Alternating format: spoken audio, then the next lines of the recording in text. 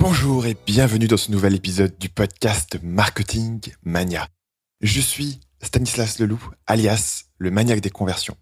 Et dans cet épisode, on commence une nouvelle série sur le podcast, une série qui va durer 6 épisodes et qui va parler de la psychologie de la persuasion. Pour commencer avec cet épisode, imaginons que je veuille vous convaincre de suivre le podcast Marketing Mania. Quel est l'argument le plus convaincant que je puisse vous donner? Évidemment, la meilleure façon est de vous faire écouter un épisode en entier pour vous faire réaliser de façon évidente la qualité incroyable de ce podcast. Mais supposons que je n'avais pas le temps ou que je n'avais pas les moyens de vous faire écouter un épisode en entier. Comment vous convaincre en seulement 10 secondes que ce podcast est de qualité? Ce qu'on verra dans cet épisode, c'est que la meilleure façon de vous en convaincre est probablement d'utiliser le mécanisme de la preuve sociale. C'est de vous dire, voilà ce que d'autres personnes ont pensé de ce podcast. Et d'ailleurs, si vous êtes un auditeur fidèle du podcast, vous aurez remarqué qu'à la fin de chaque épisode, et celui-ci ne sera pas une exception, je vous demande d'aller me laisser une évaluation sur iTunes. La raison, c'est la preuve sociale. Je sais que écouter un épisode va vous prendre entre 15 minutes, 20 minutes, parfois même 1 heure sur certains de mes épisodes les plus longs. Je sais que tout le monde n'a pas forcément le temps d'écouter tous les podcasts au monde. Et donc, mon meilleur argument, c'est de vous montrer que d'autres personnes ont pris ces 20 minutes, ces 35 minutes, cette heure à écouter ce podcast et qu'ils en ont tiré des bénéfices.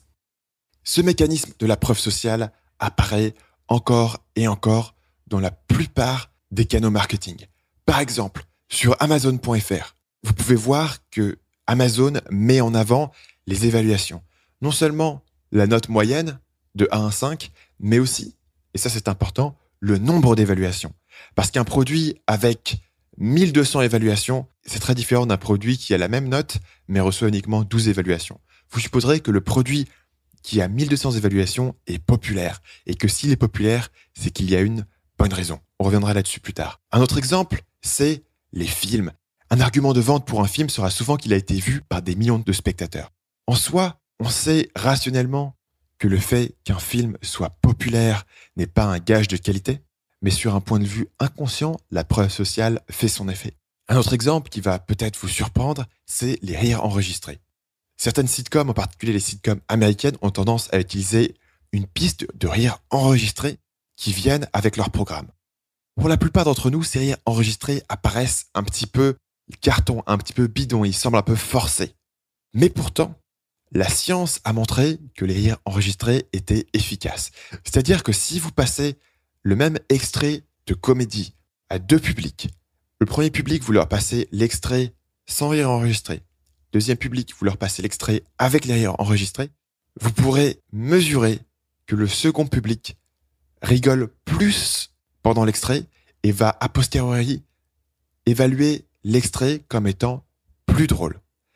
Et la différence, c'était que dans un cas, ils ont entendu d'autres personnes rire avec eux. Il y a donc quelque chose de très profond qui se passe ici. Et dans cet épisode, on va ensemble plonger dans ce mécanisme de la preuve sociale. Pourquoi il fonctionne? Comment il fonctionne? Pourquoi la preuve sociale n'est pas un mécanisme irrationnel, mais un mécanisme qui fait sens dans le contexte de l'évolution humaine? Et surtout, on va voir comment est-ce que vous pouvez utiliser ce mécanisme de la preuve sociale dans votre marketing pour augmenter vos taux de conversion et pour faire plus de ventes sur votre site.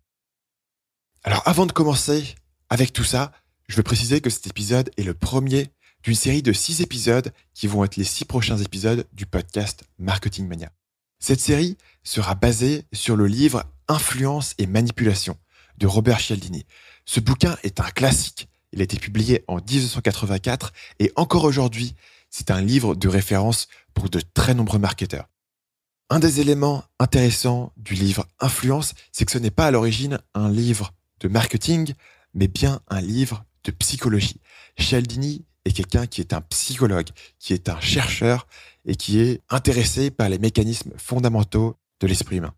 C'est une des choses qui en fait un classique incontournable pour tout marketeur. Parce que Influence n'est pas un livre sur les techniques marketing, mais sur les principes psychologiques qui fonctionnaient en 1984, qui fonctionnaient même 100 ans avant ça et qui fonctionneront encore dans 100 ans ou dans 200 ans parce que ça fonctionne sur ces 6 principes fondamentaux de la psychologie humaine qui sont la réciprocité, l'engagement, l'autorité, l'appréciation, la rareté et la preuve sociale. Vous l'aurez compris, il y aura un épisode sur chacun de ces 6 principes et on commence aujourd'hui avec le principe de la preuve sociale. Si vous avez lu le livre Influence, cette série sera une occasion de le revisiter du point de vue du marketing Internet. Voir comment ces principes s'appliquent à notre époque moderne en 2015. Si vous n'avez pas encore lu Influence, je vous le conseille très fortement, même si vous écoutez ces épisodes, je n'aurai bien évidemment pas le temps de couvrir tout ce qui est couvert dans le livre.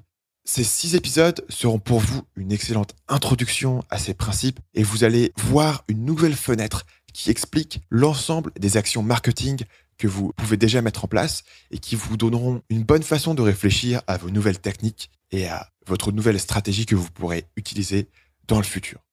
Salut, c'est Stan, j'espère que vous avez apprécié cet extrait du podcast Marketing Mania. Bien sûr, vous pouvez retrouver l'ensemble des épisodes du podcast, y compris les instructions sur comment vous abonner sur l'application Apple Podcast ou sur votre téléphone Android en vous rendant sur mon site à l'adresse marketingmania.fr/podcast. Je vous ai mis le lien dans la description de cette vidéo.